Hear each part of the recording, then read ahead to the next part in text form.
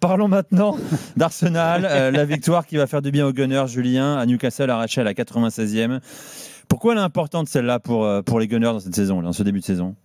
Elle est importante parce que Liverpool avait perdu samedi, on l'a dit tout à l'heure, à Crystal Palace. Donc c'était une opportunité pour Arsenal de revenir un petit peu au classement. Ils étaient déjà à 5 points. On en avait un petit peu parlé la semaine d'avant en disant que le championnat était loin d'être terminé, bien sûr, après 5 journées de championnat. Mais 5 points après 5 journées, ça faisait déjà pas mal. Donc c'était important pour eux de gagner. Ça avait mal commencé, enfin ça avait bien commencé parce qu'ils ont finalement été très bons hier, Arsenal. Et ils n'auraient jamais dû être dans cette position d'avoir été menés au score jusqu'à la 80e minute ou un peu avant ça, et de l'emporter à la 96e. Tu as été arraché, c'est vrai qu'elle a été arrachée, c'est un fait dans les faits de jeu, parce que ce deuxième but, ce but vainqueur, il est tard de Gabriel, mais dans la performance d'Arsenal, elle a mérité cette victoire. Ils ont été bien supérieurs à une équipe de Newcastle que j'ai trouvé décevante hier. Une seule victoire en 6 journées pour Newcastle, hein. C'est un petit peu inquiétant ce qu'on voit sur le terrain. Alors l'après Isaac, c'était sûr que ça allait être compliqué à gérer un petit peu, et Voltemade fait ce qu'il peut.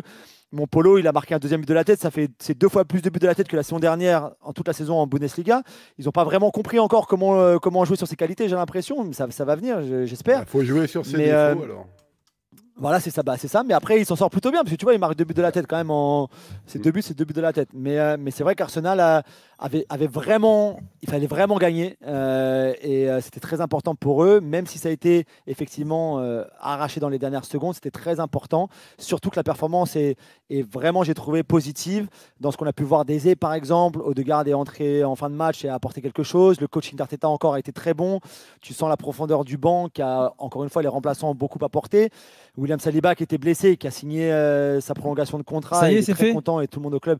Ouais, ce sera annoncé très, très, très bientôt, mais ça y est, tout est fait. 2030. Et c'est 2030, donc il a prolongé de 3 saisons en fait. Il lui restait 2 ans de contrat, donc maintenant c'est une très bonne nouvelle pour le club aussi, qu'il n'est pas cédé aux sirènes des gros clubs, notamment de chez Edgar.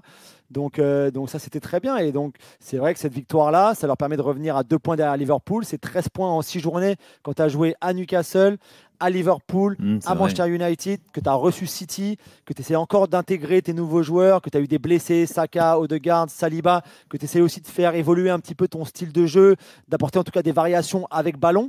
Je trouve que c'est vraiment un début de saison très positif. Gyökeres, t'en penses quoi pour l'instant, Julien, dans ce début après 6 journées?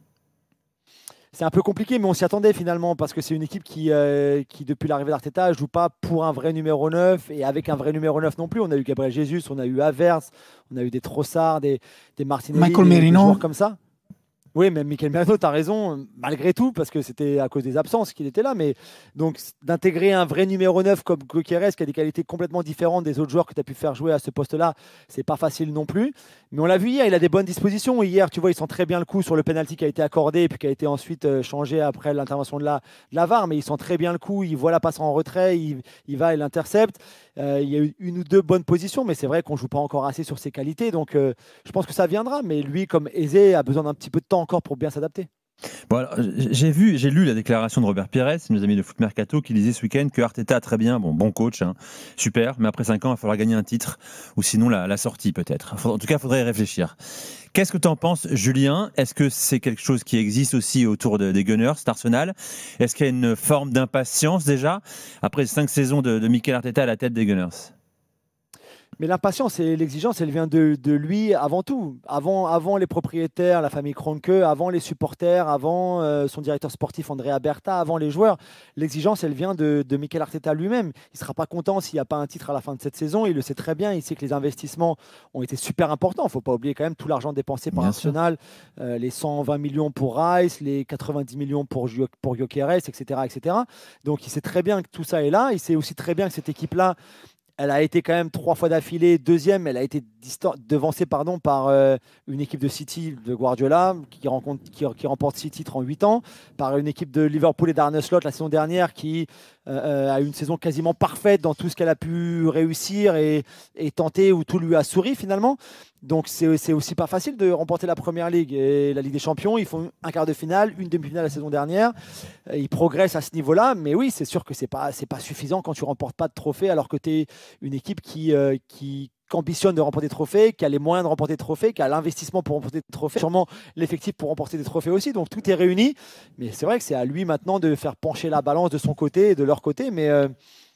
Mais j'ai toujours, enfin, oui, je suis d'accord avec Robert dans le sens où il faut gagner des trophées maintenant.